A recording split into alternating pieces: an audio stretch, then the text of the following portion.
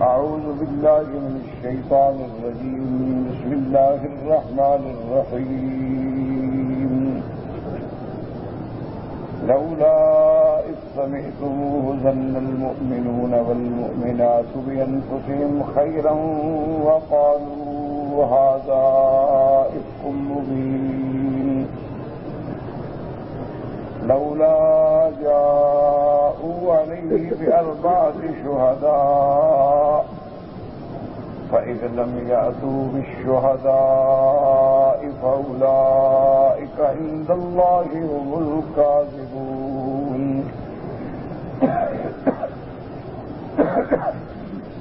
ولولا فضل الله عليكم ورحمته في الدنيا والآخرة لمسكم فيما أفضتم فيه عذاب عظيم.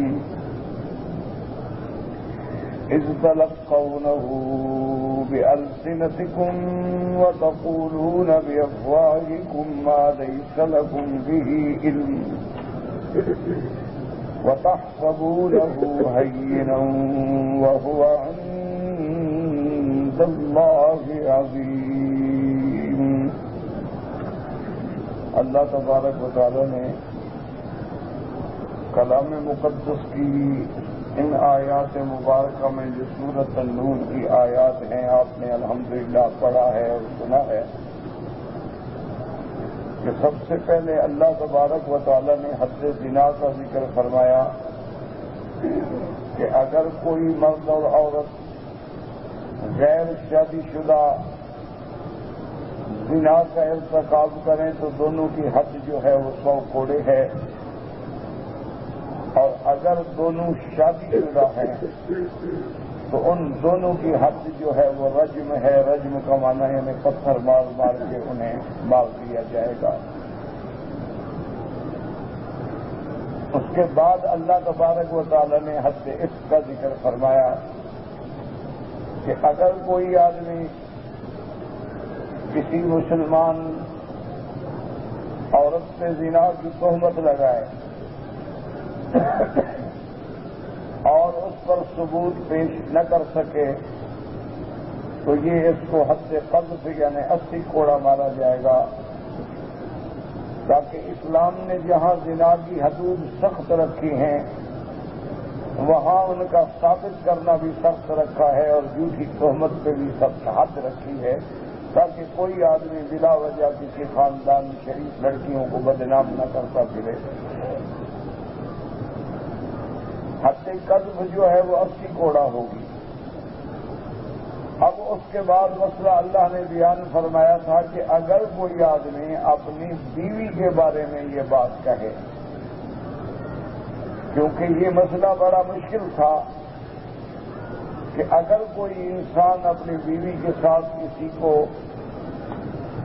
غلط حالت میں دیکھتا ہے تو اب ثبوت کہاں سے لائے؟ گواہ مہیا نہیں کر سکتا. اگر گواہ مہیا نہ کر سکے خاموش رہے تو اس امر پہ خاموش رہنا بھی بڑا مشکل ہے. اور اگر جا کر شکایت کرے قاضی کو اور گواہ نہ ہوں تو پھر جھوٹی تہمت کی حد قذف لگے گی، 80 کوڑا کھانا ہوگا. تو اس مسئلے میں پریشانی تھی. پھر اللہ نے وہ حکم نازل فرما دیا والذین یرمون ازواجہم کہ جو لوگ اپنی بیویوں پہ ایسی بات کریں اگر تو گواہ موجود ہیں تو عورت کو حد زنا جاری ہوگی. اگر گواہ موجود نہیں ہیں تو وقت کا قاضی اور حاکم جو ہے وہ دونوں کو بلائیں گے، میاں کو بھی اور بیوی کو بھی، اور خاوند سے کہیں گے بھی تم 4 دفعہ قسم کھاؤ، کیونکہ زنا کے لیے 4 گواہوں کی ضرورت ہوتی ہے. تو اب اس کی 4 قسمیں ہیں، گویا کہ وہ 4 گواہوں کے قائم مقام ہوں گی کہ 4 دفعہ قسم کھا کے کہو کہ میں جو کچھ کہہ رہا ہوں میں سچ کہتا ہوں، اور 5ویں دفعہ کہو کہ اگر میں نے جھوٹ بولا ہے، اگر میں نے اپنی بیوی پہ ناحق تہمت لگائی ہے تو پھر مجھ پہ اللہ کی لعنت. جب وہ یہ 5 دفعہ کہہ دے گا تو اب وہ حد سے بچ گیا کیونکہ اس نے قسم کھا دی ہے. اب قاضی حکم دے گا اس کی بیوی کو کہ بھی تم بتاؤ کیا تم اعتراف کرتی ہو کہ تمہارے خاوند نے جو الزام لگایا ہے وہ درست ہے؟ اگر وہ اعتراف کر لے تو اس کو حد زنا جاری ہوگی، اگر وہ بھی اعتراف نہ کرے تو قاضی حکم دے گا کہ تم بھی 4 دفعہ قسم کھاؤ کہ میں سچی ہوں اور میرا خاوند مجھے تہمت لگانے میں جھوٹا ہے، اور 5ویں دفعہ کہو کہ اگر میں نے جھوٹ بولا ہو تو مجھ پہ اللہ کا غضب ہو۔ تو جب وہ بھی کہہ دے تو اب اس پر بھی حد زنا ٹل گئی، یعنی خاوند پہ حد قذف ٹل گئی اور بیوی پہ حد زنا ٹل گئی، لیکن قاضی دونوں کے اندر تفریق کر دے گا کہ اب قیامت تک یہ تمہاری بیوی نہیں بن سکتی اور نہ تم اس کے شوہر رہ سکتے ہو، اب یہ تم پر ہمیشہ کے لیے حرام ہو گئی ہے کہ جب میاں اور بیوی میں لعان تک بات جا پہنچے تو ان کا آئندہ گزر بسر کرنا مشکل ہے، ادائے حقوق مشکل ہے، تو دونوں میں تفریق کرنی چاہیے۔ ان واقعات کے بعد اللہ نے اسی صورت مبارکہ میں سیدہ عائشہ صدیقہ بنت صدیق رضی اللہ تعالی عنہ امہات المؤمنین کے بارے میں واقعہ ذکر فرمایا۔ ان واقعات کی بہت بڑی حکمتیں ہیں۔ ایک بات تو یہ بتلائی گئی کہ ہر پاک باز عورت کو سیدہ عائشہ کے درس سے سبق لینا چاہیے کہ جھوٹی تہمتیں بھی لگتی ہیں تو انسان اپنے معاملات کو اللہ کے سپرد کر دے تو اللہ ہی بدلہ دینے والے ہیں۔ اور دوسری بات اس سے یہ بھی واضح ہوئی کہ یہ جو دنیاوی معاملات ہیں پھر ان کو اسی طرح معاملہ چلانا ہوگا جس کی قانون اجازت دے گا۔ کہ سیدہ عائشہ صدیقہ رضی اللہ تعالی عنہ حضور صلی اللہ علیہ وسلم کے ساتھ غزوہ بنی المصطلق یا غزوہ مریسی سے آپ واپس آ رہے تھے تو بی بی عائشہ صدیقہ رضی اللہ تعالی عنہ کا ہار گر گیا، اس کے ڈھونڈنے میں تاخیر ہو گئی اور قافلہ جو تھا وہ چل پڑا، اور جس اونٹ پہ بی بی عائشہ کا ہودج رکھا تھا، یعنی جسے آپ کہہ سکتے ہیں پلان بھی کہہ سکتے ہیں، کجاوا بھی کہتے ہیں، عربی میں ہودج کہتے ہیں۔ ہودج اور ہمارے ملکوں کا فرق یہ ہے کہ ہودج جو ہے اسے کوٹھی نما ہوتا، تو قاعدہ یہ تھا کہ بی بی عائشہ رضی اللہ تعالی عنہ جب قافلے کے چلنے کا اعلان ہوتا تھا تو اس پردے کے اندر آ کے بیٹھ جاتی تھی، صحابہ اس کو اٹھا کے اونٹ پہ رکھ کے باندھ دیتے تھے اور قافلہ چل پڑتا تھا۔ تو صحابہ کرام نے یہ سمجھا کہ بی بی عائشہ اندر ہیں، اور بی بی عائشہ اپنے ہار کی تلاش میں اتنی کھو گئی کہ انہیں یہ خیال بھی نہ رہا کہ قافلہ چلنے والا ہے، تو بہرحال قافلہ جو تھا وہ روانہ ہو گیا۔ بی بی عائشہ فرماتی ہیں کہ میں جب واپس آئی تو وہاں قافلے کا نام و نشان بھی نہیں تھا، قافلہ چلا گیا۔ اب میں نے سوچا کہ اگر میں قافلے کے پیچھے دوڑوں تو گم ہونے کا خوف ہے، بہتر حل یہ ہے کہ میں اسی جگہ بیٹھی رہوں، تاکہ حضور صلی اللہ علیہ وسلم کو جب خبر ہوگی اور میری تلاش ہوگی تو لازماً کسی کو بھیجیں گے، وہ واپس آئے گا۔ اگر میں قافلے کے پیچھے دوڑوں تو اونٹوں کی رفتار کا مقابلہ میں نہیں کر سکتی، نتیجہ یہ ہوگا کہ میں صحرا میں بھٹک جاؤں گی۔ بی بی عائشہ فرماتی ہے میں وہیں اسی میدان میں آ کے بیٹھ گئی، کیونکہ صبح کا جافزہ وقت تھا، بغلبتنی النوم، مجھے نیند جو ہے غلبہ کر گئی، میں سو گئی۔ حضور صلی اللہ علیہ وسلم کے ایک صحابی ہیں حضرت صفوان ابن معطل السلمی، حضور پاک نے ان کی ڈیوٹی لگائی تھی کہ ہمیشہ تم قافلے کے پیچھے چلو، تاکہ اگر قافلے والے کوئی چیز اس پڑاؤ میں میدان میں بھول جائیں تو پیچھے لے کے تم آ جایا کرو۔ تو حضرت صفوان فرماتے ہیں کہ جب میں نے دور سے دیکھا کہ ایک آدمی سویا ہوا ہے، جب میں قریب آیا فعرفت تو انہا عائشہ، میں نے پہچان لیا کہ وہ بی بی عائشہ ہیں، کیونکہ فرماتے ہیں کہ آیت حجاب پردے کے احکام سے پہلے میں نے بی بی عائشہ کو دیکھا ہوا تھا، تو اس لیے میں نے سیدہ عائشہ کو پہچان لیا۔ اور حضرت صفوان کے منہ سے نکلا انا للہ و انا الیہ راجعون، اور یہ ایسا کلمہ مبارک ہے جو بندے کو ہر مصیبت میں پڑھنا چاہیے۔ کوئی چیز گم ہو جائے، کوئی چیز کھو جائے، چوٹ لگ جائے، کوئی فوت ہو جائے، یہ معنی نہیں ہوتا کہ صرف مرنے والے پر یہ پڑھا جاتا ہے، معنی یہ ہوتا ہے کہ الذین اذا اصابتہم مصیبۃ قالوا انا للہ وانا الیہ راجعون اولئک علیہم صلوات من ربہم ورحمہ واولئک هم المہتدون۔ اور اسی طرح میرے محبوب نے، محبوب دو عالم، رحمت دو عالم سیدنا محمد مصطفیٰ صلی اللہ علیہ وسلم نے یہ دعا بھی بتلائی ہے کہ اگر بندے کا کوئی نقصان ہو جائے، کوئی چیز کھو جائے، کسی قسم کا نقصان بدنی ہے یا مالی ہے، تو وہ فوراً اگر اللہ پہ یقین کرتے ہوئے پڑھے انا للہ وانا الیہ راجعون اللہم اخلف لی علی کل غائبۃ لی منک بخیر، کہ یا اللہ میرا جو نقصان ہوا ہے اس کا مجھے بہتر بدلہ عطا فرما۔ تو حضور صلی اللہ علیہ وسلم نے فرمایا کہ جو بندہ یقین کامل کے ساتھ یہ پڑھے گا اللہ اس کو بہتر سے بہتر بدلہ عطا فرماتی ہے۔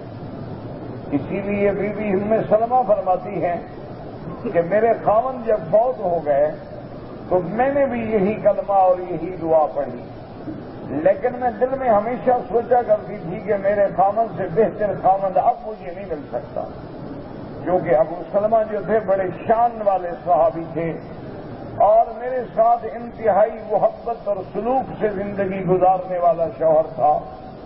میں نے سمجھا اس جیسا شوہر مجھے کب ملے گا، لیکن حضور کی دعا پر بھی یقین سے میں نے یہ دعا پڑھ لی۔ تو فرماتی ہیں کہ دیکھیں اللہ نے اس دعا کو کیسے منظور فرمایا کہ ام سلمہ کو اللہ کے نبی حضرت محمد مصطفیٰ نے پیغام بھیجا صلی اللہ علیہ وآلہ آلہ واصحابہ وسلم تسلیما کثیرا۔ تو بی بی فرماتی ہیں کہ اب دیکھو مجھے ایسا شوہر ملا کہ جس کا تو کوئی دنیا مقابلہ ہی نہیں کر سکتی۔ تو یہ ایک ایسی دعا ہے۔ تو بی بی عائشہ صدیقہ فرماتی ہیں کہ میں نے جب حضرت صفوان کی زبان سے یہ کلمہ سنا تو میری آنکھ کھل گئی۔ حضرت صفوان نے اپنا اونٹ بٹھایا اور دور کھڑے ہو گئے، میں اونٹ پہ سوار ہو گئی۔ فرماتی ہیں کہ اس اللہ کے بندے نے باہر پکڑی اور چل پڑا۔ سیدہ عائشہ فرماتی ہیں خدا کی قسم ہے اس بندے کی زبان سے انا للہ کے سوا میں نے کوئی لفظ نہیں سنا، صرف یہی کلمہ سنا اور اس کے بعد اس نے مجھ سے کوئی بات نہیں۔ اور اسی سے یہ بھی ہمیں سبق ملا کہ عالم الغیب اللہ کی ذات ہے، ورنہ کبھی حضور صلی اللہ علیہ وسلم اپنی بیوی کو چھوڑ کے قافلہ نہ چلاتے تھے، کبھی حضور صلی اللہ علیہ وسلم ایسے حالات پیدا نہ کرتے کہ دشمنوں کو تہمت لگانے کا موقع مل جائے۔ بی بی عائشہ رضی اللہ تعالی عنہا جب قافلے میں پہنچ گئے تو عبداللہ ابن ابی ابن سلول جو منافقوں کا سردار ہے اس کو موقع مل گیا، اس نے نعوذ باللہ فتنہ کھڑا کر دیا اور سیدہ عائشہ پہ تہمت لگا دی گئی۔ جب بات چلتی ہے تو چل نکلتی ہے، بات پھیلتے پھیلتے پھیلتے اس میں کچھ سچے مسلمان بھی شریک ہو گئے، جن میں حضرت حسان ہیں، حضرت رشتہ ہیں اور بی بی حمنہ ہیں۔ بی بی حمنہ جو ہے یہ حضرت بی بی زینب بنت جہش حضور کی بیوی کی بہن ہے، یعنی حضور کی سالی، وہ بھی بیچاری اس میں شریک ہو گئی۔ لیکن بہت سارے صحابہ ہیں جن کو اللہ نے محفوظ رکھا، جیسے حضرت ابی ایوب ہیں، حضرت ابی ایوب انصاری رضی اللہ تعالی عنہ جو میزبان رسول محمد عربی ہیں صلی اللہ علیہ وسلم، جن کے گھر میں سب سے پہلے میرے آقا نے قیام فرمایا تھا۔ جب ان کی بات یہ پہنچی تو ابھی ایوب فرماتے ہیں کہ ہم اور میاں بیوی دونوں گھر میں بیٹھے ہوئے اس بات پہ فکر کر رہے تھے، تو بیوی وہ میں نے اپنی بیوی سے پوچھا کہ عجیب بات سنی ہے، اللہ پاک رحمت فرمائے۔ تو فرماتی ہیں کہ میری بیوی نے فوراً یہ کہا کہ ابھی ایوب دیکھو اگر ایسا واقعہ میرے ساتھ گزرے تو تمہارا کیا خیال ہے؟ اس نے کہا مجھے تو تمہاری شرافت پہ اور تمہاری عصمت پہ اور تمہاری عزت پہ ناز ہے، یقین ہے کہ تم کبھی اکیلے بھی ہو تو گناہ نہیں کرو۔ تو نے کہا اللہ کے بندے پھر عائشہ کے بارے میں کیا فکر کر رہے ہیں؟ عائشہ مجھ سے افضل ہے اور محمد مصطفیٰ تجھ سے افضل ہے، محمد مصطفیٰ کی بیوی بھی کبھی گناہ نہیں کر سکتی۔ تو ابھی ایوب نے فوراً کہا کہ واللہ ہے بالکل بیوی پاک۔ اسی طرح اور بھی بڑے صحابہ نے سنا تو نے کہا جھوٹ ہے، ایسی بات ہو ہی نہیں سکتی۔ لیکن کچھ مسلمان جو تھے بیچارے وہ اس مصیبت میں مبتلا ہو گئے۔ بہرحال یہ واقعہ تقریباً 1 مہینے تک رہا۔ حضور صلی اللہ علیہ وسلم متردد رہے، آپ بڑی تحقیق و تفتیش بھی فرماتے رہے، لیکن یہ حقیقت ہے کہ اللہ کے نبی کو اپنے گھر والوں پہ یقین تھا۔ اس لیے ایک دفعہ میرے آقا نے جب مسجد نبوی میں خطبہ پڑھا تو آپ نے فرمایا واللہ ما علمت علی اہلی الا خیرا، کہ لوگوں خدا کی قسم مجھے تو اپنے گھر پہ یقین ہے کہ بھلائی ہی بھلائی اور خیر ہی خیر ہے، ان میں غلطی نہیں ہے، لیکن لوگوں نے ایک بات بنا ڈالی ہے۔ تو بہرحال ان سارے واقعات کے بعد آقا انعامدار رحمت دو عالم سیدنا محمد مصطفیٰ صلی اللہ علیہ وسلم بی بی عائشہ فرماتی ہیں کہ میرے گھر میں تشریف لائے اور مجھے آگے آپ نے ارشاد فرمایا کہ عائشہ اگر تم سے غلطی ہوئی ہے تو اللہ کے آگے توبہ کرو، اور اگر تم پاک ہو تو اس کا اقرار کرو۔ بی بی فرماتی ہیں کہ مجھے بھی جوش آیا اور غصہ آیا، میں نے کہا کہ یا رسول اللہ اگر میں کہوں میں سچی ہوں آپ نہیں مانیں گے، اور میں اگر جھوٹا اقرار کروں تو آپ سب لوگ مان جائیں گے، کیونکہ یہ بات آپ لوگوں کی زبانوں پہ چل گئی ہے اور دماغوں میں بیٹھ گئی ہے، لہذا میرے پاس کوئی جواب نہیں، میرے پاس اپنی صفائی کے لیے کوئی ذریعہ نہیں۔ آج میں وہی کلمہ کہتی ہوں جو ابو یوسف نے کہا تھا، سیدنا یوسف علیہ السلام کے ابا حضرت یعقوب نے کہا تھا، میرے آقا میں بھی وہی کہتی ہوں وصبر جمیل واللہ المستعان علی ما تصفون، کہ میں بہتر صبر سے کام لوں گی اور میرا اللہ میری مدد کرنے والا ہے۔ بی بی عائشہ فرماتی ہیں کہ اس کے بعد میں اپنے بستر پہ سو گئی، فنزل الوحی علی رسول اللہ، حضور صلی اللہ علیہ وسلم پہ وحی نازل ہوئی۔ جب قرآن پاک کی وحی ختم ہو گئی اور جبریل چلے گئے، فسر عن رسول اللہ، حضور صلی اللہ علیہ وسلم کا چہرہ خوشی سے کھل اٹھا، اور سب سے پہلا کلمہ جو آپ کی زبان مبارک سے نکلا وہ یہ تھا، آپ نے فرمایا ابشری یا عائشہ ان اللہ قد برأکی، آپ نے فرمایا مبارک ہو عائشہ، اللہ نے آسمانوں سے تیری گواہی دے دی ہے، اللہ تبارک و تعالیٰ نے تیری برات کا اعلان قرآن میں فرما دیا ہے۔ تو سیدہ عائشہ کی برات اللہ نے آسمانوں سے اتاری۔ بی بی عائشہ فرماتی ہیں کہ مجھے یقین تھا کہ میں بے گناہ ہوں، اللہ ضرور مجھے بری کریں گے، لیکن مجھے یہ امید نہیں تھی کہ اللہ میرا شان اتنا اونچا کریں گے کہ قیامت تک قرآن پڑھا جائے گا، اور میری برات جو ہے وہ ہر منبر و محراب میں قرآن کی زبان میں زینت بنے گی۔ مجھے اتنی امید نہیں تھی، لیکن اللہ نے میرا شان اونچا کر دیا۔ اسی لیے بی بی فرماتی ہیں کہ یہ شان جو مجھے ملا ہے اور کسی بی بی کو نہیں ملا ہے، اور واقعتاً یہ عظمت محمد مصطفیٰ ہے، یہ شان محمد مصطفیٰ ہے کہ اگر حضرت یوسف پہ الزام لگتا ہے وہ اللہ کے نبی ہیں، تو اللہ نے گواہی کے لیے ایک بچے کو پیدا فرمایا، اور اگر حضرت موسیٰ علیہ السلام پہ الزام لگتا ہے تو ایک بچہ بات کرتا ہے، اگر بی بی مریم پہ الزام لگتا ہے تو ایک بچہ حضرت عیسیٰ گواہی دیتے ہیں، لیکن جب میرے پاک نبی کی پاک بی بی پہ تہمت لگتی ہے تو عرش سے میرا اللہ خود گواہی دیتے ہیں۔ تو یہ شان محمد مصطفیٰ ہے، یہ عظمت محمد مصطفیٰ ہے، یہ عظمت صدیقہ رضی اللہ تعالی عنہا ہے۔ تو اسی لیے مسلمانوں یاد رکھ لیں کہ صحابہ کی مخالفت کرنے والے، صحابہ کو گالیاں دینے والے، صحابہ کو برا بھلا کہنے والوں کے کفر میں تو علماء نے اختلاف کیا ہے، بعض علماء ان کو کافر کہتے ہیں اور بعض علماء کافر نہیں کہتے۔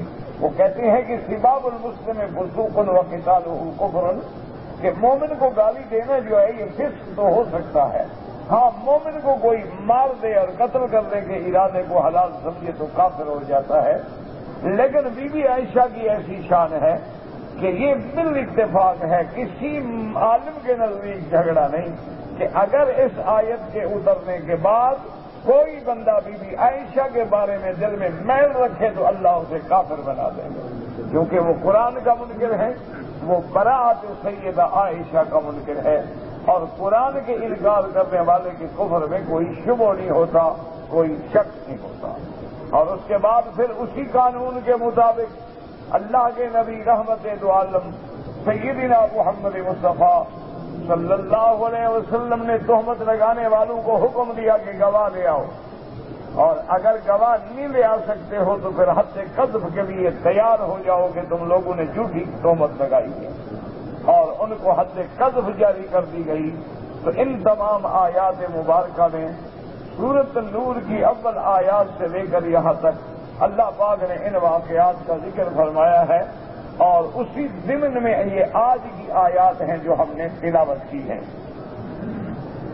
اللہ فرماتے ہیں لولا اذ سمعتموه ظن المؤمنون والمؤمنات بأنفسهم خيرا وقالوا هذا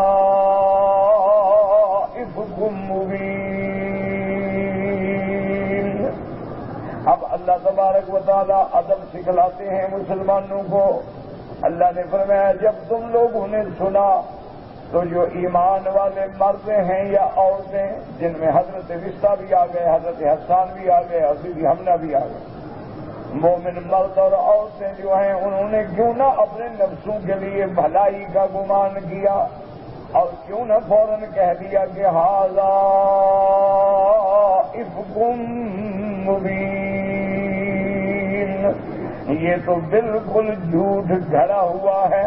جیسے حضرت ایوب نے فرمایا بالکل جھوٹ ہے، جیسے بی بی زینب سے جب حضور نے پوچھا انہوں نے فرمایا بالکل جھوٹ ہے، اسی طرح بہت سارے صحابہ نے۔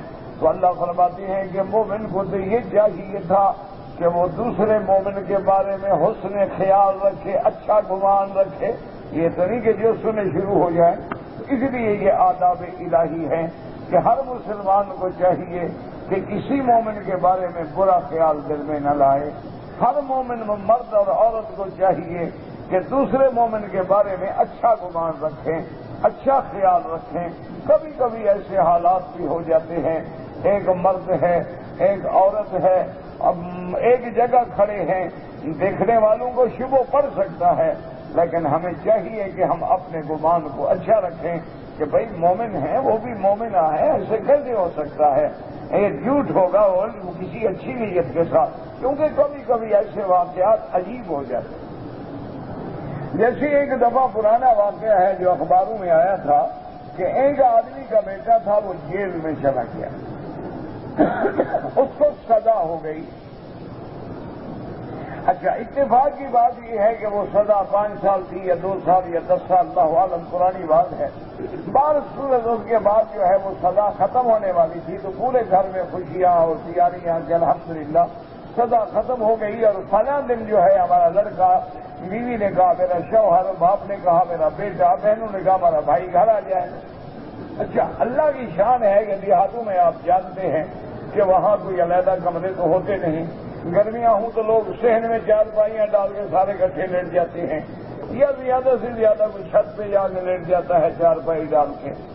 تو اتفاق ایسا ہوا کہ وہ سارے گھر کے صحن میں سو رہے ہیں، باپ بھی سویا ہوا ہے، ماں بھی سوئی ہوئی ہے، بہنیں بھی سوئی ہوئی ہیں، اور اس کی بیوی بھی سوئی ہوئی ہے، اور وہ بندہ جو تھا جس کو رہائی ملنی تھی، یہ دیہاتی لوگ تھے، ان کو تاریخوں کا حساب کا پتہ نہیں تھا، تو وہ 1 رات یا 2 راتیں پہلے وہاں سے رہا ہو گیا۔ رہا ہونے کے بعد وہ خوشی کے مارے اب مدت ہو گئی ہے، اتنے عرصے سے جیل میں تھا، وہ سیدھا آیا اور اپنے گھر رات کو پہنچا، اور رات کو پہنچنے کے بعد اس نے بڑا غور کر کے دیکھا کہ ادھر ماں ہے، ادھر بہن ہے، میری بیوی علیحدہ اس 4 پائی سے ہے۔ تو وہ آگے بیوی کو آہستہ آہستہ جگایا تاکہ ان کی نیند خراب نہ ہو۔ بیوی بھی خوش ہو گئی، خاوند گھر آ گیا، تو وہ وہیں اپنی بیوی کے ساتھ لے لیا۔ اس کا سگا بھائی جو ہے وہ پانی لگانے کھیتوں میں گیا ہوا تھا، تو کھیتوں سے پانی لگا کے جب صبح 3-4 بجے کے قریب لوٹا تو اس نے دیکھا کہ میری تو بھابھی کی 4 پائی پہ کوئی بندہ لیٹا ہوا ہے۔ اس نے نہ پوچھا نہ دیکھا نہ آیا، کلہاڑی لی اور دونوں کو قتل کر دیا، حالانکہ سونے والا اس کا شوہر تھا، وہ اس کی بیوی۔ تو ایسے واقعات ہو جاتے ہیں، ایسے حادثات ہو سکتے ہیں، تو اس لیے آدمی کو چاہیے کہ دوسرے کے بارے میں اچھا گمان رکھے۔ لیکن قرآن پاک کی شان دیکھیں کہ کیسے اسلوب سے فرمایا لولا اذ سمعتموه ظن المؤمنون والمؤمنات بانفسهم اپنے نفسوں کے بارے میں، حالانکہ اب الزام تو دوسرے نہ کرو، اپنی تو کوئی غیبت نہیں کرتا، مانا جب تم بھائی کی غیبت کر رہے ہو تو گویا یہ تیری غیبت ہے، اس لیے کسی کی غیبت نہ کیا کرو۔ جیسے قرآن فرماتے سلموا علی انفسکم، اپنے نفسوں پہ سلام کرو، کیا مانا اپنے بھائیوں پہ سلام کرو۔ تو جب تم بھائی کو سلام کرتے ہو تو گویا اپنے اوپر سلام کر رہے ہو، کیوں؟ تم اس کو سلام کرو گے، وہ تم پہ سلام بھیجے گا۔ اسی طرح اللہ فرماتے ہیں وَلَا تَقْتُلُوا أَنفُسَكُمْ، اپنے نفسوں کو قتل نہ کرو، کیا مانا کسی مسلمان کو قتل کرنا ایسے جب تم خود اپنے آپ کو قتل کرے۔ تو اس لیے قرآن نے یہاں بھی فرمایا لولا إذ سمعتموه ظن المؤمنون والمؤمنات بأنفسهم خيرا وقالوا هذا إفك مبين، کیوں نہ کہا تم لوگوں نے کہ یہ خالص جھوٹ ہے کھڑا ہوا۔ لولا جاءوا علیہ بأربعة شہداء، اللہ نے فرمایا کیوں نہیں لے آئے اپنی بات پہ 4 گواہ، کہ اگر تم نے تہمت لگائی ثابت کرو الزام، 4 گواہ لے آؤ۔ فرمایا فَإِذْ لَمْ يَأْتُوا بِالشُّهَدَاءِ، اگر وہ گواہ نہ لائیں فَأُولَٰئِكَ عِندَ اللَّهِ هُمُ الْكَاذِبُونَ، اللہ کے ہاں تو یہ جھوٹے ہیں۔ اصل تو قصہ عائشہ میں ہے، وہ گواہ کہاں سے لائیں؟ اللہ نے فرمایا اللہ جانتے ہیں کہ یہ جھوٹے ہیں اور یہ جھوٹی تہمت لگانے والے ہیں، تو اگر گواہ نہیں لائیں گے تو پھر کیا ہے، ان کو سزا ملے گی حد قذف، اور حد قذف کیا ہے کہ 80 کوڑا مارا جائے۔ فرمایا وَلَوْلَا فَضْلُ اللَّهِ عَلَيْكُمْ وَرَحْمَتُهُ فِي الدُّنْيَا وَالْآخِرَةِ لَمَسَّكُمْ فِيمَا أَفَضْتُمْ فِيهِ عَذَابٌ عَظِيمٌ، اللہ نے فرمایا اگر میرا فضل اور میری رحمت نہ ہوتی دنیا و آخرت میں تو جو کچھ تم جس باتوں میں پڑ گئے تھے تمہیں بہت بڑا عذاب ملتا۔ یہ تو میری رحمت ہے کہ میں نے توبہ کا دروازہ کھول دیا، یہ میری رحمت ہے کہ میں نے تم پر حد قذف جاری کر کے تمہیں دنیا میں سزا سے بھی بچا دیا، آخرت کی سزا سے بھی بچا دیا، ورنہ تو اتنی بڑی بات ہے کہ میرا عذاب پکڑ لیتا تم لوگوں۔ اذ تلقونه بألسنتكم، یعنی تم بات سے بات نکل کر رہے ہو، وَتَقُولُونَ بِأَفْوَاهِكُمْ مَا لَيْسَ لَكُمْ بِهِ عِلْمٌ، اور تم اپنے منہ سے وہ باتیں کر رہے ہو جس کا تمہیں علم بھی نہیں۔ اس لیے حکم ہے کہ کبھی ایسی بات زبان پہ نہ لاؤ جب تک تحقیق نہ ہو، جب تک یقین نہ ہو، جب تک شواہد نہ ہوں۔ یہ نہیں کہ اس سے سنی ادھر کر دی بات پھیلتے بات کا پتنگڑ بن گیا۔ فرمایا ایسا کبھی نہ کیا کرے۔ وَتَحْسَبُونَهُ هَيِّنًا، کیا بی بی عائشہ کے بارے میں ایسی باتیں کرنے کو تم آسان سمجھتے ہو؟ اللہ نے فرمایا وَتَحْسَبُونَهُ هَيِّنًا وَهُوَ عِندَ اللَّهِ عَظِيمٌ، جس بات کو تم نے ایسے معمولی سمجھا وہ اللہ کے ہاں بہت بڑی بات ہے۔ کیوں کہ وہ سید الانبیاء، سید الاولین والآخرین، امام الانبیاء والمرسلین کی بیوی ہے، سیدۃ نساء العالمین، اللہ نے اس کو شرف بخشا ہے وہ امہات المؤمنین ہے، اللہ نے اس کو شان بخشا ہے کہ وہ حضور کی دین کی امین ہے، اللہ نے اس کو شان بخشا ہے کہ جس کے گھر کو، جس کی چارپائی کو، جس کے دن کو اللہ نے محمد مدنی کی وفات اور روزے کے لیے چن لیا ہے، جس کے گھر میں اللہ نے محمد مصطفیٰ کو دفن بخشا۔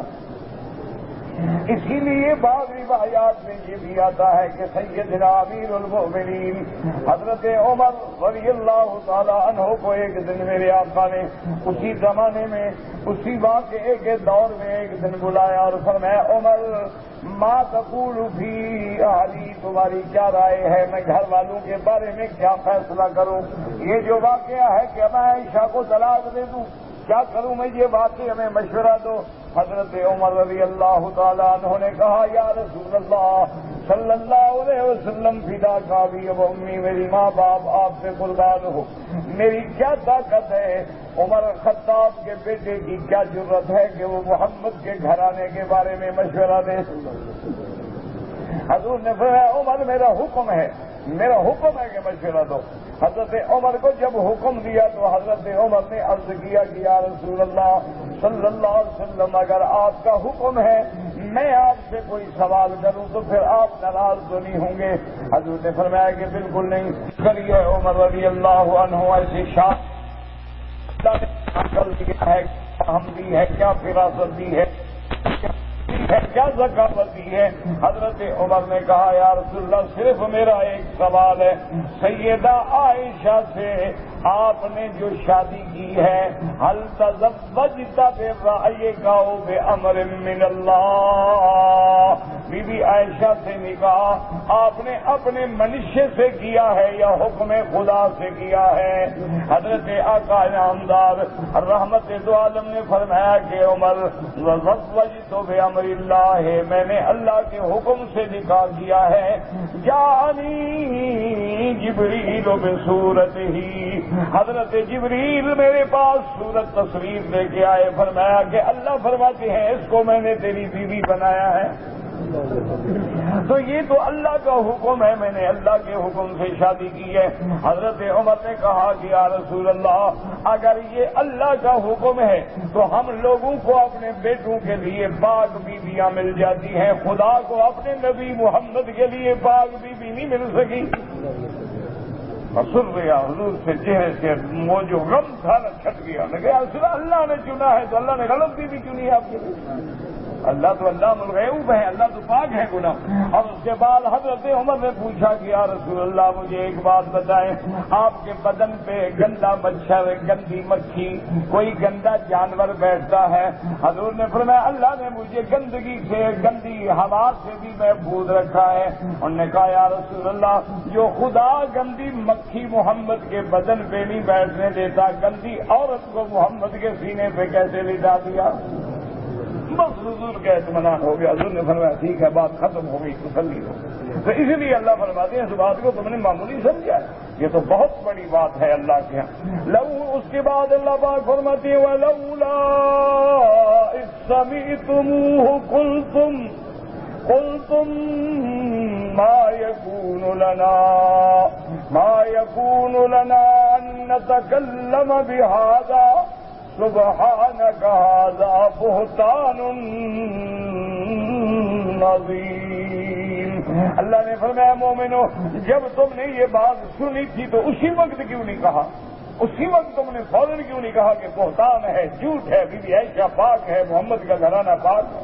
ٹھیک ہے کہ تم بھی باتیں کرتے رہے اور سنتے رہے۔ یعظکم اللہ ان تعودوا لمثلہ ابدا ان کنتم مؤمنین۔ اللہ تمہیں نصیحت کرتے ہیں، اللہ ہدایت کرتے ہیں کہ خبردار اگر ایمان والے ہو تو پھر کبھی ایسی غلطی نہ کرنا۔ وَيُبَيِّنُ اللَّهُ لَكُمُ الْآيَاتِ وَاللَّهُ عَلِيمٌ حَكِيمٌ۔ اور اللہ نے کیسے کھول کے اپنی آیات بیان کر دی ہیں۔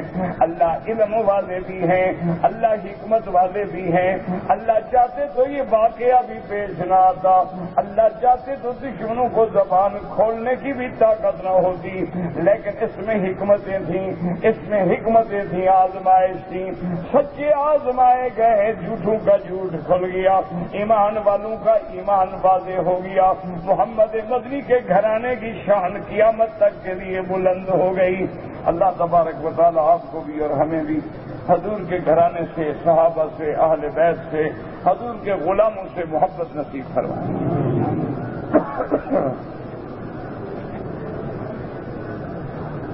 امام کے پیچھے جب ہم نماز شروع کرتے ہیں تو ثنا پڑھنی چاہیے، ہاں اللہ اکبر، سبحانک اللہم وبحمدک وتبارک اسمک وتعالی جدک ولا الہ غیرک، یہ بھی پڑھ سکتے ہیں۔ اور اللہم باعث بینی وبین خطایایا کما باعثت بین المشرق والمغرب، یہ بھی پڑھ سکتے ہیں۔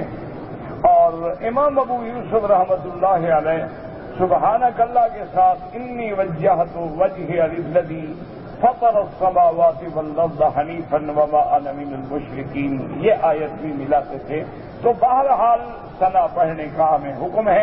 ہم امام اللہ اکبر کہے گا، ہم اللہ اکبر کہیں گے، پھر ہم ثنا پڑھیں گے، اس کے بعد پھر امام قرآن تلاوت فرمائیں گے، پھر امام جب اللہ اکبر کہہ کے رکوع میں جائیں گے تو ہم بھی اللہ اکبر کہہ کے رکوع میں جائیں گے۔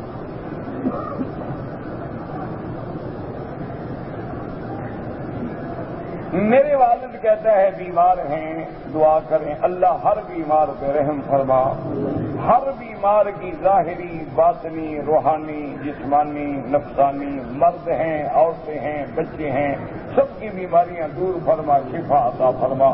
اللہم اشفنا واشف مرضانا ومرضى من اوصانا واستوصانا ومرضى المسلمین۔ کہتے جی کہ اونٹ کے گوشت کھانے سے وضو ٹوٹ جاتا ہے۔ اصل بات یہ ہے کہ اونٹ کے گوشت کھانے کے بعد وضو کے بارے میں روایات میں حدیث مبارک میں حکم موجود ہے۔ امام احمد بن حنبل رحمۃ اللہ علیہ فرماتے ہیں اس سے مراد وضو ہے اصطلاحی، یعنی جو آدمی اونٹ کا گوشت کھائے، کباب کھائے، کچھ کھائے تو بعد میں باقاعدہ پورا وضو کرے۔ باقی ائمہ فرماتے ہیں کہ لفظ تو وضو ہے لیکن مراد وضو لغوی ہے، کیا معنی ہاتھ دھو لے اور کلی کر لے، کیونکہ اونٹ کے گوشت کے اندر زیادہ چکناہٹ ہوتی ہے، تو اس وجہ سے منہ میں چکناہٹ ہوگی تو پھر نماز پڑھنا، قرآن پڑھنا، تلاوت کرنا مشکل ہوگا۔ وہ فرماتے ہیں کہ صرف ہاتھ دھو کے کلی کر لے۔ امام احمد بن حنبل رحمۃ اللہ علیہ فرماتے ہیں کہ باقاعدہ پورا وضو کرے۔ ایک آدمی پاکستان سے آیا ہے، اس نے احرام بھی مکے میں آ کر ہوٹل کے اندر سے باندھا، عمرہ کرنے کے بعد بالوں میں بھی ٹک لگوایا، سر بھی نہیں مڑوایا، اب وہ کیا کرے؟ میرا بھائی اس کا عمرہ ہوا ہی نہیں۔ عمرہ اس طرح نہیں ہوتا کہ ہوٹل سے احرام باندھ کے عمرہ کر لو، یہ تو ویسے ساری اس بیچارے کی محنت جو ہے بیکار گئی۔ اب اس پر لازم ہے یا تو فوراً مدینہ منورہ جائے، غفلت نہ کرے، وقت ضائع نہ کرے، فوراً مدینہ پاک سے جا کے باقاعدہ احرام باندھے، اسی نیت سے کہ جو میں نے میقات سے احرام نہیں باندھا اس کے بدلے میں احرام باندھ رہا ہوں، آ کے باقاعدہ عمرہ کرے، طواف کرے، صفا مروہ دوڑے، سر پہ اس طرح پھروائے یا بالوں کا چوتھا حصہ کٹوائے، یا عورتوں کی طرح ٹک نہ لگائے کہ دو بال ادھر سے اور دو بال ادھر سے، ورنہ پھر دم دینی ہوگی۔ اور اگر وہ مدینہ جا کے عمرہ نہیں کرے گا تو مسجد عائشہ سے عمرہ کر لے لیکن ایک دم دینی پڑے گی۔ اور اصل بات یاد رکھو کہ وہ جس مقصد کے لیے آیا تھا وہ بڑے عمرے سے بھی محروم ہو گیا۔ پاکستان سے تم عمرہ کرنے کے لیے آ رہے تھے کہ ہوٹل سے عمرہ کرنے کے لیے آ رہے تھے؟ انا للہ، ان کو کچھ بھی نہیں احساس ہوتا کہ جہاز میں سینکڑوں عمرے والے بیٹھے ہیں احرام باندھ کے، پھر بھی ان کو یاد نہیں آتا۔ بس ایک روٹین ہے، آ گئے کر دیا۔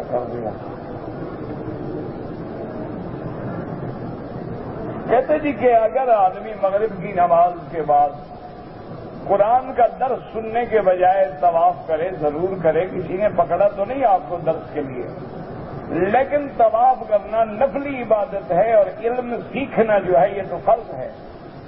اللہ کا قرآن علم سیکھو گے تو طواف بھی ٹھیک کرو گے، جب علم ہی نہیں ہوگا طواف کیسے کرو گے؟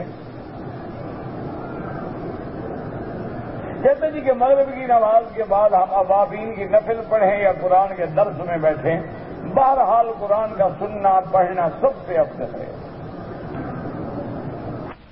کام کرتے ہیں اور کام کے دوران میں ہمارے ہاتھوں اور بازو پر سلوشن اور رنگ لگ جاتا ہے، میرا بھائی میں نے کئی دفعہ کیا ہے، اگر تو اس رنگ کی تہ جم جاتی ہے، جیسے عورتیں میری بیٹیاں ناخن پالش لگاتی ہیں تو ناخن پالش کی تہ جم جاتی ہے اوپر، اگر اس کو نہیں ہٹائیں گے نہ وضو ہوگا نہ غسل ہوگا۔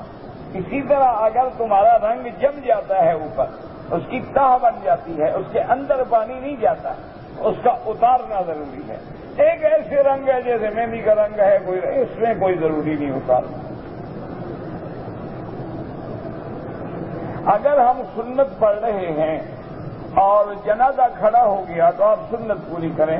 جنازہ فرض کفایہ ہے. کچھ اور دوست جو پڑھ لیں گے تو کسی ہم پر گناہ نہیں ہوگا.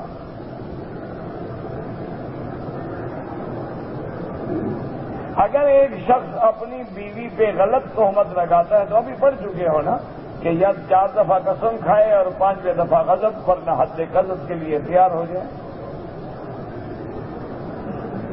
شب برات کے بارے میں روایات حدیث ہیں لیکن ضعیف روایتیں ہیں کہ یہ رات برات والی ہے, اس میں رزق لکھا جاتا ہے یا کم و بیش کیا جاتا ہے, لیکن بہرحال وہ اکثر احادیث مبارکہ ضعیف ہیں.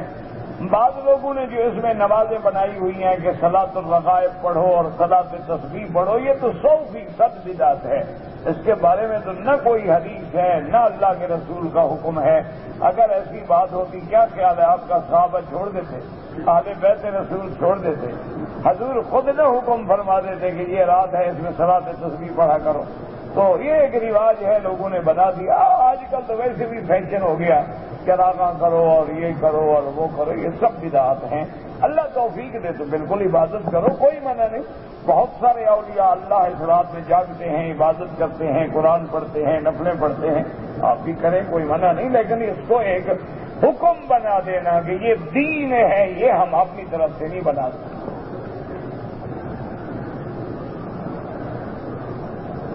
کہتے تھے کہ اگر باپ نے ایک لڑکی سے شادی کی, اس کے بیٹے نے اس لڑکی کی بہن سے شادی کر لی, کوئی بات نہیں, دونوں الگ الگ نکاح میں ہیں نا, ایک نکاح میں 2 بہنیں جمع نہیں ہو سکتی.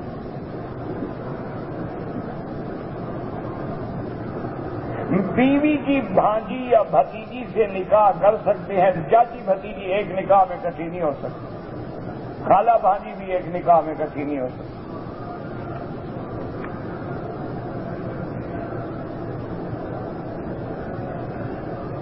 کہتے جی کہ جنت اور دوزخ میں لوگ قیامت کے بعد جائیں گے, حساب کے بعد جائیں گے, تو رمضان میں جنت کے دروازے کھولنے یا دوزخ کے دروازے بند کرنے کی کیا ضرورت ہے؟ ہاں, بڑا مشکل سوال ہے. اللہ سے پوچھنا چاہیے کہ آپ کے فرشتوں کو تکلیف ہوگی,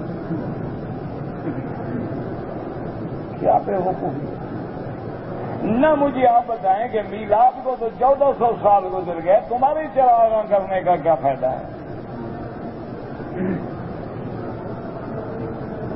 اس کا تو مجھے سمجھاؤ نا. 1426 سال گزر گئے حضور کی ولادت کو, اب تم جو چراغاں کرتے ہو, حلوے کی دیگیں پکا کے کھا جاتے ہو, اس کا کیا فائدہ ہے؟ اللہ کے بندے, یہ معنی ہوتا ہے مومن کو شوق دلانے کا کہ یہ وہ رحمت کا مہینہ ہے جس میں جنت کے دروازے کھل جاتے ہیں. معنی ہر وہ عمل کرو جو تمہیں جنت میں لے جائے. جہنم کے دروازے بند ہو جاتے ہیں, ہر وہ گناہ سے بچو تاکہ تم جہنم میں جانے سے رک جاؤ. بچے کا عقیقہ کرنا ضروری ہے, سنت ہے, بالکل ضروری ہے. 7ویں دن کریں. لڑکا ہے تو 2 بکرے اور لڑکی ہے تو 1 بکرا بکری.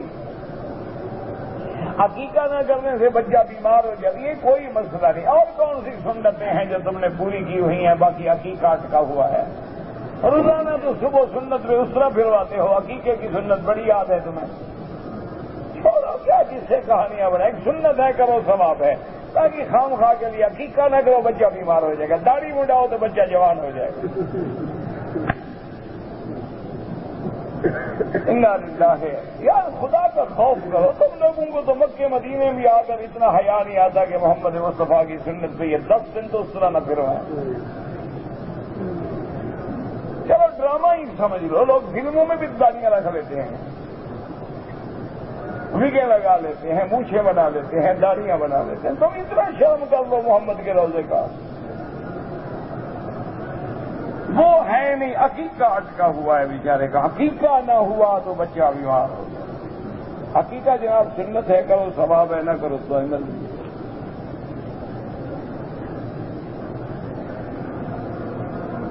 حرم شریف میں ایک طبقہ ہے, سفید رومال سر پہ باندھا ہے, مصلی پہ نماز پڑھتے ہیں. کون سے مسلک سے تعلق رکھتے ہیں ان سے پوچھ لو جا کے, میں ٹھیکیدار ہوں ان کا. نا اتنا بڑا طبقہ ہے، ایک آدمی کو پکڑ کے پوچھ لو کہ بابا تمہارا کیا بچہ، مجھے کیا پتا ہے، جیسے تم دیکھتے ہو ویسے میں دیکھتا ہوں. یعنی جو جو واقعہ ہو اس کا میں ذمہ دار ہوں کہ پوچھ کے تمہارے لیے ریڈی بیٹھا ہوں کہ حضرت کب پوچھیں گے. اور وہ خدا کا خوف کرو.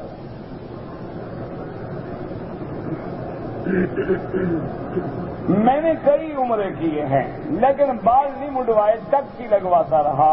ایک دفعہ بال بھی منڈوا دو، ایک بکری دم بھی ادا کرو، استغفار بھی کرو، اور آئندہ ایسی غلطی کبھی نہ کرنا. عمرہ کرو تو سنت کے مطابق کرو، نہ کرو تو نہ حضور پریشان ہے نہ اللہ کو تمہاری ضرورت ہے. کرنا ہے انسان بن کے کرو، نہیں کرنا ہے بالکل نہ کرو. کعبہ تمہارے بغیر اداس ہے. کرنا ہے تو حضور کی سنت پہ ادب سے کرو. حضور نے جب بھی عمرہ کیا اس طرح پھروایا. تمہارے بال زیادہ قیمتی ہیں. کیا یہ تو فیشن ہے جی. کس ہوٹل میں ٹھہرے تھے، پیکج کتنے کا لیا تھا، سگریٹیں کون سی پی تھی. انا للہ و انا الیہ. ایسے دیتے رہے نہ کرو. اپنے آپ کو اللہ کے غضب کا مستحق نہ بناؤ. اگر کرو تو ادب سے کرو، سنت محمد مصطفیٰ کے مطابق کرو، اور دل میں سمجھو کہ مولا تیرا کرم ہے کہ تو نے مجھے مکہ مدینہ نصیب کر دیا، اور اب میرے دلوں کو بھی بدل دے، مجھے حیا دے. میں بے حیا ہوں با حیا بنا دے، بے دین ہوں با دین بنا دے.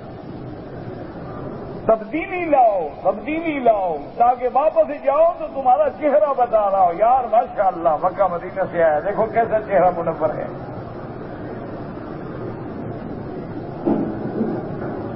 قضا نمازیں جو ہیں توبہ بھی کرو، اور جتنا اللہ ہمت دے پڑھتے بھی رہو.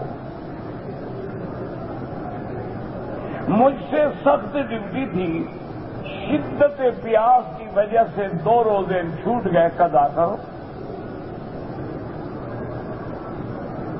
شرعی اعتبار سے شب برات کے بارے میں کسی صحیح حدیث میں حکم نہیں ہے.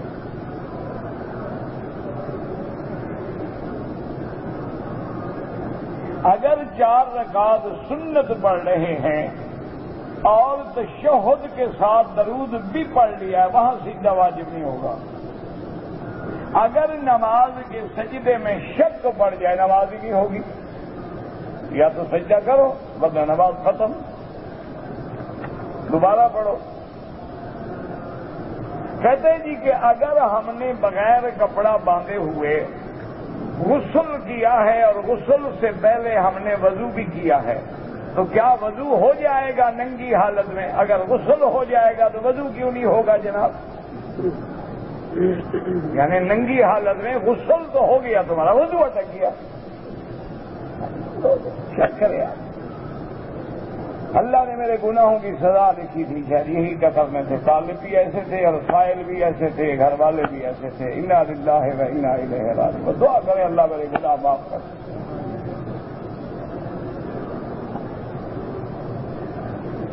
طالب اللہ کی رحمت سے وہ ٹکرے ہیں جن کو سبق کا پتہ نہیں کہ کہاں شروع کیا کہاں ختم کیا. سائل یہ ٹکرے ہیں کہ غسل ہو گیا ہے وضو اٹکا ہوا ہے. اللہ کے بندے جب غسل ہو گیا وضو بھی ہو گیا.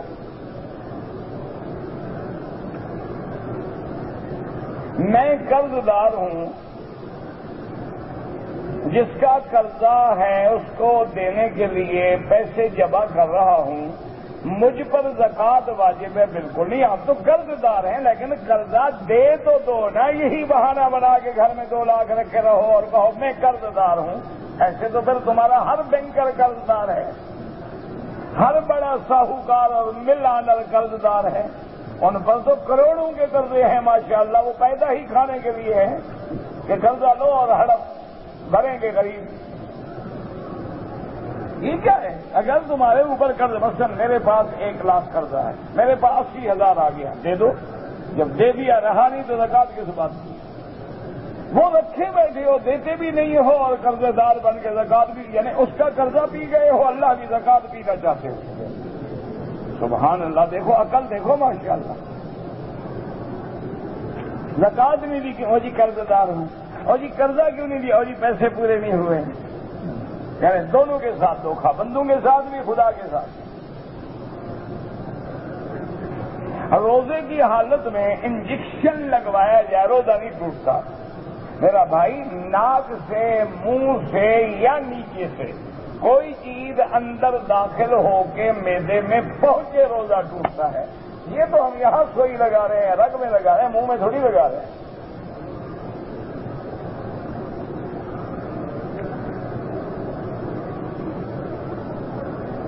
اگر کوئی آدمی عمرے پہ آیا تھا، چھپ کے حج کر گیا، اللہ قبول کرے لیکن قانون اسلامی کو نہ توڑا کرو، عمرہ کرو، جاؤ، اللہ کو منظور ہے، اللہ پھر نصیب کریں گے. اگر کوئی آدمی زندہ ہے اس کی طرف سے طواف کریں، نہیں اپنے لیے کریں، اس کے لیے دعا کریں. اما الاسئلہ باللغۃ العربیۃ انشاءاللہ بعد صلاۃ الفجر. کہتے جی کہ خانہ کعبہ کو باب العتیق کیوں کہتے ہیں؟ کیونکہ جو یہاں ایمان سے آتا ہے اللہ اس کو جہنم کی نار سے عتق آزادی عطا فرماتے ہیں. اسی لیے دعا نہیں پڑے گی یا رب البیت العتیق اعتق رقابنا ورقاب آبائنا عن النار. میرا نام بھی عتیق الرحمان ہے، اللہ آپ کو بھی ہم سب کو جہنم سے آزاد کرے. اچھا نام ہے، کوئی بات. کہتے ہیں کہ میں نے ایک آدمی سے 80,000 میں زمین رہن لی ہے. میرا بھائی بات سمجھو، ایک ہے زمین مستاجری لینا کہ بھئی یہ تمہارے 8 ایکڑ ہیں یا 10 ایکڑ ہیں، اس کا سال میں 80,000 مستاجری دوں گا، یہ زمین میرے پاس ہے، اس میں تم کاشت کرو گے، جو کچھ ہے تمہارا. ایک رہن کا معنی یہ ہوتا ہے کہ ایک بندے نے 80,000 تم سے قرضہ لیا، تم نے کہا بھی اپنی زمین میرے پاس رہن رکھو، اگر وقت پہ تم قرضہ نہیں دو گے تو میں تمہاری زمین بیچ کے اپنا پیسہ وصول کروں گا. 80,000 لوں گا اور زیادہ ہوگا تمہیں واپس کروں گا، کم ہوگا تم اور مجھے دو گے. تو یہ زمین رہن ہے. تو اس زمین سے تم فصل نہیں اٹھا سکتے، پھر تو سود ہو گیا. یعنی 80,000 بھی لو اور فصل بھی کھاتے رہو. سبحان اللہ. یہ بھولے بھالے لوگ ہیں، سب کو مثالیں لگا رہے ہیں. ان کے بس چلے نا بھی ہم مولویوں کو 2 ٹکے میں باہر بازار میں بیچ رہے ہیں.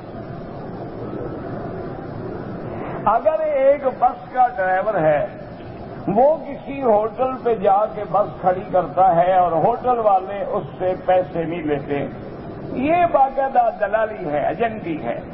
وہ چونکہ 50 گاہک ان کے پاس پھنساتا ہے تو ایک آدمی کی روٹی کا فرق کیا پڑے گا، اور وہ اسی جگہ پھنسائے گا. انشاءاللہ اس کے پیسے بھی آپ سواریوں سے وہ وصول کریں گے. 4 آنے کی سواری لگا دیں وہ تو 10 ڈرائیوروں کی روٹی کے پیسے وصول ہو گئے. یہ بالکل حرام ہے، ڈرائیور کے لیے کھانا ناجائز. نماز کے لیے نیت کریں. ابھی آپ کس نماز کے لیے کھڑے ہیں؟ ہاں جی بھائی کون سی پڑھ چکے ہو؟ یار بولو تو صحیح، ناراض ہو گئے ہو. سیدھی بات کرنے والے سے ہر کوئی ناراض ہوتا ہے، سچی بات. میں بھی اگر مکھن لگاؤں، جھوٹے خواب سناؤں، آپ کل دیکھیں پاؤں پہ پڑے ہوں. سبحان اللہ کہیں گے ہمارا حضرت بھی پہنچ گیا ہے جہاں پہنچنا.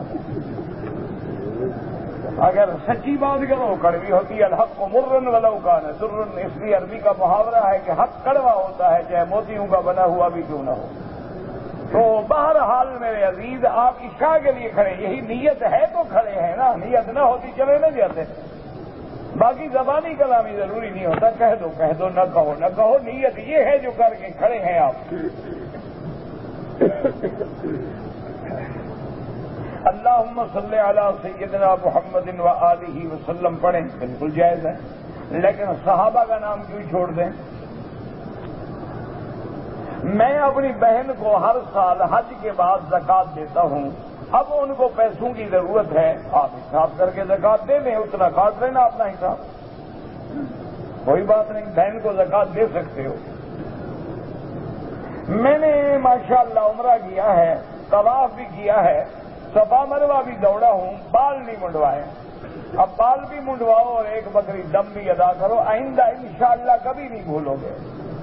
کہتا ہے جی کہ مجھے طاقت نہیں ہے، تو جب اللہ طاقت دے بکری کے پیسے مکے بھیج کے دم کراؤ. جو نماز ارادہ تن نہ پڑھی جائے اس کی قضا پڑھیں، ہاں جی قضا پڑھیں، توبہ بھی کریں۔ اگر ہم گھر سے نکلے، ہماری نیت تھی کہ ہم 15 دن ٹھہریں گے، لیکن 7 دن 8 دن مکے شریف میں ٹھہرے، 7 8 دن مدینہ شریف، تو ہم مسافر رہیں گے، اس نیت کا اعتبار نہیں۔ اگر مکے میں آ کے 15 دن ٹھہرنے کی نیت کر لیں ایک شہر میں، تو اب آپ مقیم ہوں گے۔ میں حج پہ آیا تھا، حج میں احرام کی حالت میں ایک آدمی سے جھگڑا ہو گیا، ہم نے ایک دوسرے کو گالیاں دی، استغفار کرو، توبہ کرو، بس اللہ معاف کرے۔ حضور پاک نے اپنی زندگی مبارک میں کتنے حج کیے؟ ایک حج کیا فرض ہونے کے بعد۔ اللہ نے جب حج فرض فرمایا تو حضور پاک کا ایک حج مبارک، اس سے پہلے حضور پاک نے حج کیے ہیں اللہ عالم کتنے، لیکن حج فرض نہیں تھا۔ کہتے کہ جو لوگ ائمہ کی تقلید نہیں کرتے ان کے پیچھے نماز ہو جاتی ہے، نماز تو ہو جاتی، کیوں نہیں ہو جاتی؟ وہ خود امام ہے، کسی امام کے پیچھے کیوں چلے؟ وہ تو خود اتنے اونچے مقام پہ پہنچ گئے ہیں کہ خود امام ہے۔ نماز بالکل ہوتی ہے، کیوں نہیں ہوتی؟